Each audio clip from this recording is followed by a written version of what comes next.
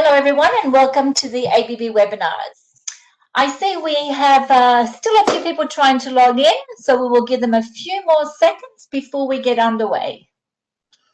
Please bear with us.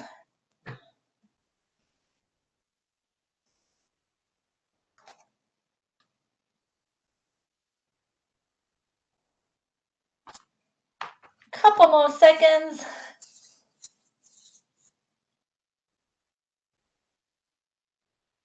Okay, I think we're all here.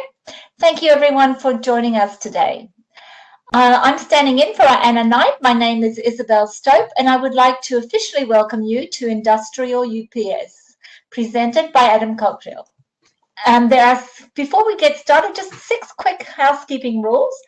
In front of you, you will see the presentation, and to the right of your screen is your control panel, where you can control your connectivity, and also if you have any want to speak to the host, you can use the chat box, which is a little bubble on the bottom of your screen, to communicate with me. And also we will be having a Q&A session at the end of the presentation, but please feel free during the webinar to ask your questions, or rather type them in that Q&A box on the right hand side in the panel.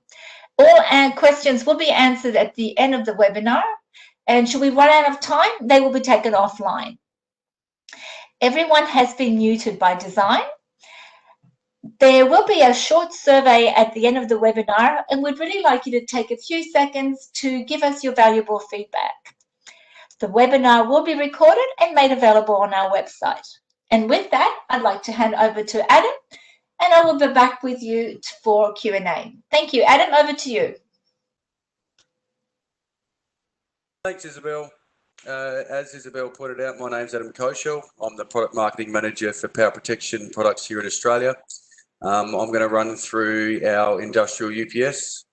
What I'll do is I'll just drop off the screen so that the presentation is not impeded by having me here, and I'll jump back on for questions at the end. Hope you enjoy the presentation.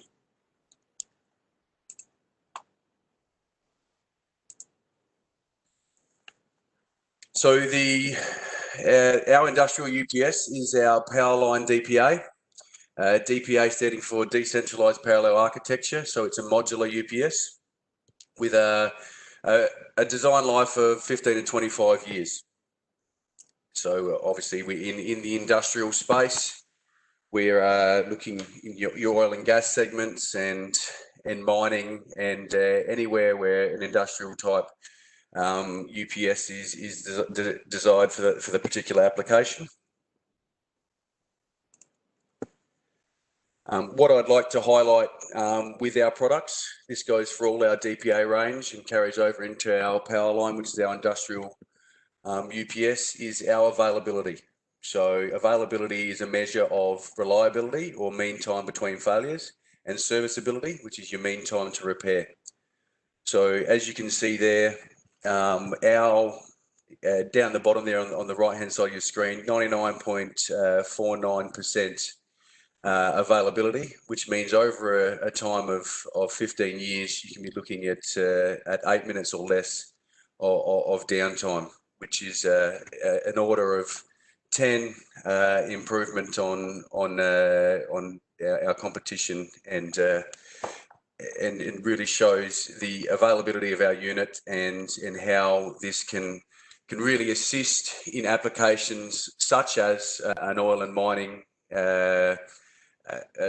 venture, where you may be considerable distance from your local township or your local service department, and the requirement to be able to, one, have redundancy built into the UPS, and two, be able to repair or substitute a power module out relatively quickly and with relative ease is something that our customers are really seeing the benefit of from this particular UPS. Just highlighting in this slide here the difference between the monolithic UPS, so paralleling to 40 kVA UPSs in this instance, and gives you availability of 99.39%, as opposed to what we're looking at here, which is 6 nines. So we're improving, as I said before, by an order of 10.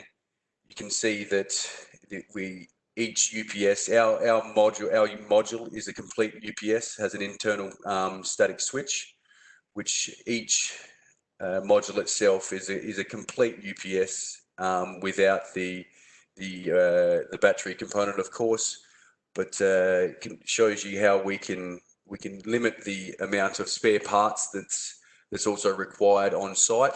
The spare part or the spare component that is required is actually a UPS module, and this can be a common spare across multiple units and installations across your site. And as I'd like to just point out here, we can change this module in under 10 minutes. So that's from powering down the module, removing the module, replacing with a new module, and then powering back up and ensuring that it's back into the parallel system with the other module or other modules that are online.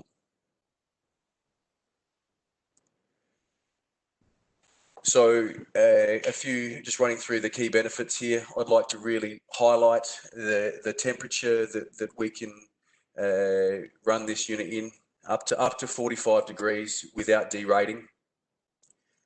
These are unity power factor modules, so either 20 or 40 kilowatt modules, unity power factor. There are options which I'll get to later in the presentation with what we can look at as far as added redundancy as well. We have type test certifications for multiple industries, and we can go into that either offline or later if that is something that we would like to do. The standard enclosure is an IP31 enclosure. We can upgrade this as an option to IP42. So this unit comes as a 3-1 or a 3-3 system, so 3-phase in, single phase out, or 3-phase in, 3-phase out. Now, as I alluded to a little bit earlier, so a modular decentralized DPA, so decentralized parallel architecture. So each module itself includes rectifier, inverter, static switch, battery, DC to DC battery or booster, and integrated backfeed protection. All the modules that are in Australia come out with conformal coding. So anything that comes into Australia, that is an option, but we include it as standard on all our modules into Australia with conformal coding. And as you can see through there, we have a HMI or a LED screen on the outside there that you can see what the total system load is doing. Each module itself has an integrated control logic on the front, so you can go down and look at module level, and you can also look at the parallel system from the external display there. The options on these units are transformers. So you have your input transformer bypass and output transformer, size to the capacity of the module, size to the capacity of the UPS, sorry. And as I mentioned before, IP42, we can do top or bottom cable entry. Anti-condensation heaters, depending on what your application is, whether you're requiring the unit, or if it's in an environment where condensation buildup is a problem. We can cover that off. Obviously, conformal coding, as I said before, is a standard in the modules in Australia. We can also build in redundant fans, which are all monitored by the module, and an alert comes out if one of them fails. And temperature sensor into the batteries, and we can also do what is called a redundant configuration. So that's essentially two UPSs sitting side by side. So if we're taking the 80 kVA as an example, you have two 40 kilowatt modules as the 80 kilowatt UPS, then you have a further two 40 kilowatt modules as a complete redundant UPS. So you can get N plus N and N plus 1 redundancy within these units.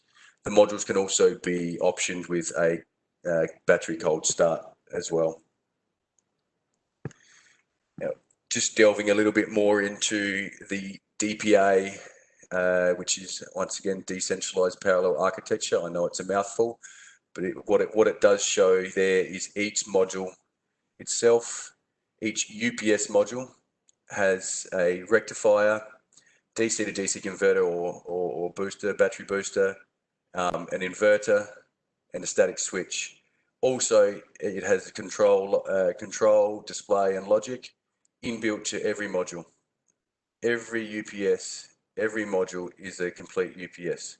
As you can see, it's paralleled on the input, parallel on the output, and we can either common up batteries or we can use individual batteries per module as well. These are IGBT rectifiers and inverters, and we can do a simultaneous power flow from the batteries in the mains, so we can do a dual source to give you the walk-in from a discharge when mains is returned. We walk that back in from batteries into mains and vice versa. Now, with the batteries with this unit here, as you can see there, VRLA as standard, 42 to 48 blocks, 12 volt blocks that is, NiCad and lithium ion. So this is an industrial unit that is ready for lithium ion right from the outset. There is no midpoint on these batteries, so it's a positive, negative battery feed. Internal of the module, as you can see there, the booster, the inverter, the battery, and bypass are all measured for temperature. So this is, as we said, it's an industrial UPS. The redundancies internally with fans and conformal coating, and the fact that we are monitoring components down to component level for heat shows you how we can deliver the availability and reliability that has become known from this product. Bit of an understanding, so opening the doors up and seeing exactly how this UPS comes together. As you can see over here, we've got a 40 kilowatt module. The module itself has its own display, and right next to it is another 40 kilowatt module. So this is what's called the active side of the frame. On this side here, this is what's called the passive side of the frame. You can see that we've got all the switching. So you've got your input, your output, your bypass switch, and your transformers, if they are to be optioned in, are included in this passive side of the frame. So electrically, you can completely isolate yourself while working on this frame for maintenance or replacement purposes. I'll let you absorb this SLD for a couple of seconds. Each module there, as you can see, the parallel system.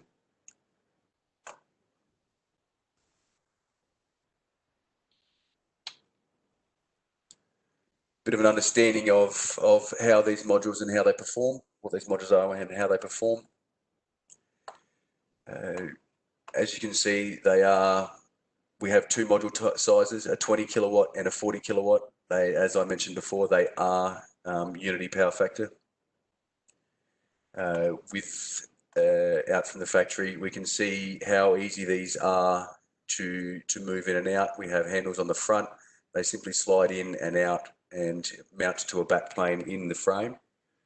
4 screws, and these can be removed. Now, these are online hot swappable modules. Providing you have redundancy in your system, these can be changed online at any point in time for either maintenance or replacement purposes. This is the tech data for our 3-in single out. So previous slide was for 3-in, 3-out. So 3-phase in, 3-phase out, and 3-phase in, single phase out. This just shows you the external display. So on each module display, it gives you what that module is doing, what load that module is running. Excuse me. On the external display, it gives you a system overview, so you can see how the whole system is loaded, and it gives you a mimic screen there. You can see whether it's online and what mode it's in. This is the same information that is sent through Ethernet and Modbus. You can pick up on your web page if you've set it up like that, or through your BMS locally as well. So this is showing the full system status and giving you full visibility over what the system is doing. Also giving you full control from the front screen. You can control both modules at once. If you were to open the front door, you can control the individual module for replacement and maintenance purposes. And a bit of just an understanding of the connectivity pathway. Pretty standard stuff here through TCP, Modbus, and how we can get to your shutdown servers, and if you're looking at utilizing that side of the communications for shutdown, or whether you're using it for monitoring purposes, how we can connect. As far as the life cycle of this unit, it is an industrial UPS. We are design life 20+ years, and just illustrating the life cycle that these units go through. So replacing fans and capacitors at your 5 and 6 year mark, and then moving through your normal life cycle replacements to replacing your module at the 15-year plus mark.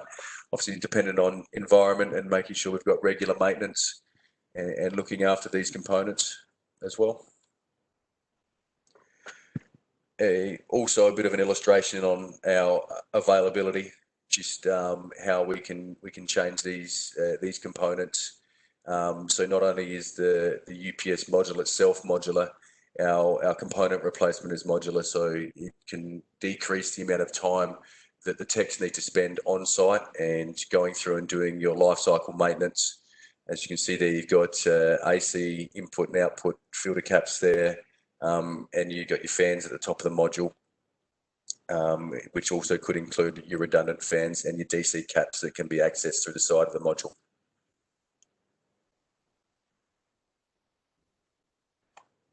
What I'd like to do is just, in conclusion, give a bit of an overview as to the whole power protection portfolio. Obviously, what I've given an overview here today is of the Powerline UPS, which is our industrial UPS. We also have single conversion UPSs in the industrial space from our New Zealand factory, so MV UPS and the PCS 100 UPS-I, which if you want information, I'm more than happy to provide, or do a one-on-one or a group session on this, back and through to our commercial offering. So we have our single phase power value power scale, which is 3-phase, and our power wave, our large monolithic UPS, our double conversion modular UPS, so DPA upscale, our ST and RI units, and our DPA 250S4, DPA 500, and our new Megaflex that's in that range there, and our static switches, which is out of our United States factory there. Now, I know that was a brief overview of our industrial UPS. I'm more than happy to take as many questions as we have and start the ball rolling. If we'd like a one-on-one session or a group session, I'm more than happy to take it further as well. Take this offline. Thank you for your time. Thank you, Adam. Now, before I go through the questions that have been raised, just a reminder that you may continue to type in your questions using that Q&A box on the right-hand side of your screen. in the control panel. If you would type your questions in there, we'll go through them. I will start with the first one. How many and what type of batteries can you be used with the power line? Yep, not a problem. So I believe we may have covered some of that off. So VRLA batteries as standard, 42 to 48 blocks as a standard. NiCad batteries can be used for industrial purposes, and lithium ion as well. So it's a 512 volt lithium ion cabinet we use. Samsung is the cabinet of choice at this point in time. But yeah, 512 volt block for that. Thank you. Thank you. The next one is, what is a UPS's life expectancy and what components need to be replaced and when? Yes, not a problem. We can touch back over that. That's more than happy. So I'll just jump back a couple here. So we're looking at 20-year plus design life for these UPSs. So looking at fans and AC caps at the 5-year mark, and DC caps at your 6-year mark. Obviously, with regular maintenance in between, we can extend the life expectancy out to 25 years for this particular UPS, industrial UPS. Thank you. And what is the size of the transformer enclosure for the transformer option? Oh, good question. Okay, so the up to 120 kVA, all the transformers are enclosed in the passive side of that frame, so we can have an input, an output, and a bypass transformer without impeding your footprint. It is internal, obviously an option, but it is internal of that frame and can be, so there's no need for any external cabinets or enclosures for up to 120 kVA with this UPS. Thank you. Okay, this is a two-part question. I'll try to break it up for you. How does the system synchronize itself with the network? And can you have two units sitting approximately 2 kilometers away from each other work synchronously if the loads are very phase sensitive? That is a question that I would like to take offline with that particular person who's asked that. That is a very involved question. I'm not sure that people that are online at the moment might get benefit from that. So please, Isabel, could you pass those details through to me, and I'd like to get in contact with that person. Not a problem. So we will answer that one offline. So yes, I will make a note of that, and we will be in touch with that, or you rather will be in touch with that person to give them a full answer. At the moment, I don't have any more questions, but I'd like to give everyone a few more seconds if they'd like to type in anything before we conclude the webinar. So let's just give everyone some time to see if there are any more questions. Very shy audience today.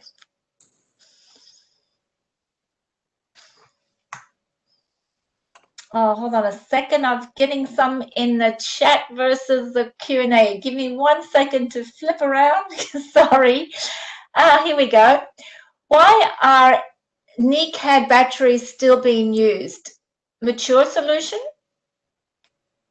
Look, to be perfectly honest, the NiCad batteries are still in use. There are some hostile environments out there that are still being used where a VRLA or a lithium-ion solution is not the best option.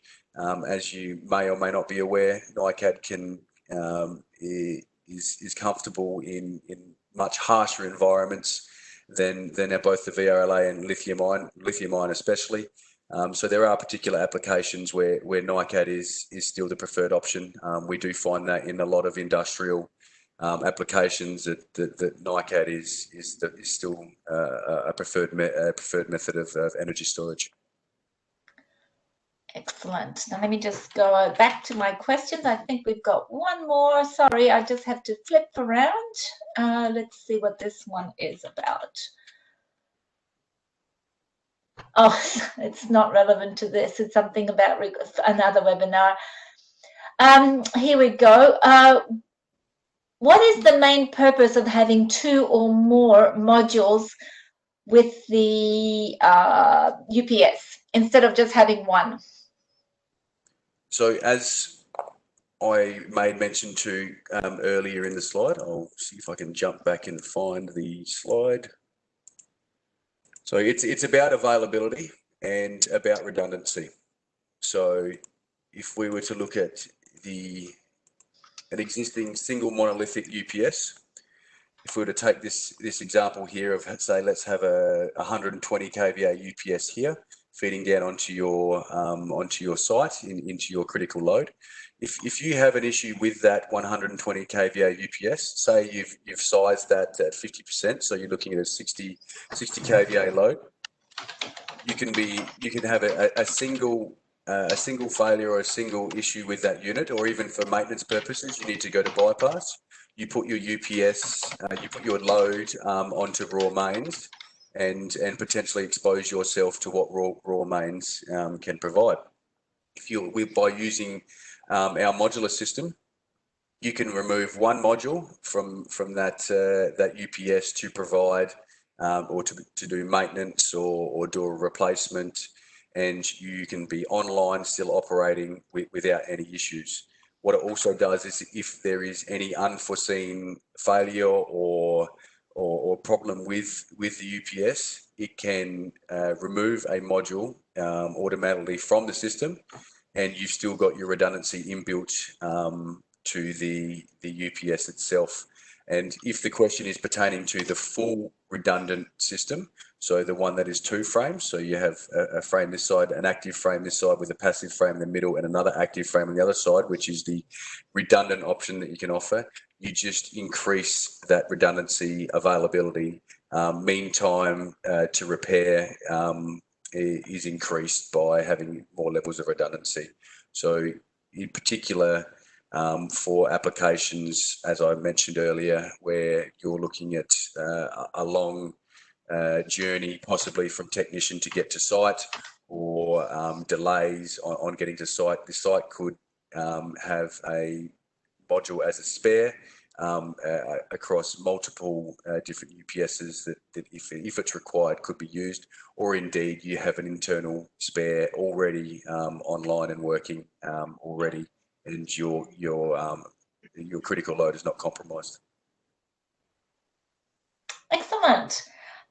That is all I have for the moment. So that will take us to conclude our webinar. Thank you everyone for attending. We hope you found it useful. I'd like to remind everyone that there is a short survey that will pop up on your screen when we close the webinar. And if you could take a few seconds to give us your feedback, that will be great.